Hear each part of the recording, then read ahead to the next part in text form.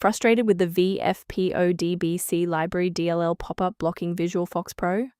I'm Sophie Chen, a Windows support engineer, and I'll walk you through the diagnostic repair to get things running smoothly again. To begin our Vfpodbc library troubleshooting, choose between the manual path or a resource for standardized maintenance. This is the Vfpodbc library, the Visual FoxPro ODBC Driver. It manages the localized connection between third-party software and legacy FoxPro.dbf databases.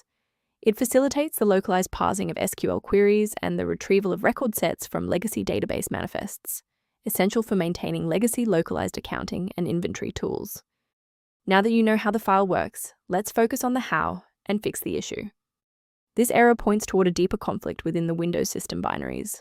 I recommend running sfc/scan now from an administrator command prompt to verify the integrity of protected files like Vfpodbc Library DLL and restore stability.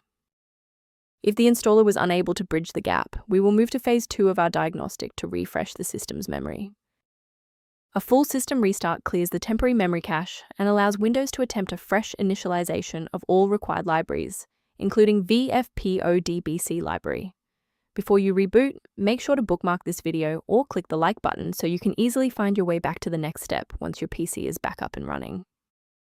If that didn't clear the error, follow these instructions to modify your system paths. If you need to pause the video to type these out, please do so.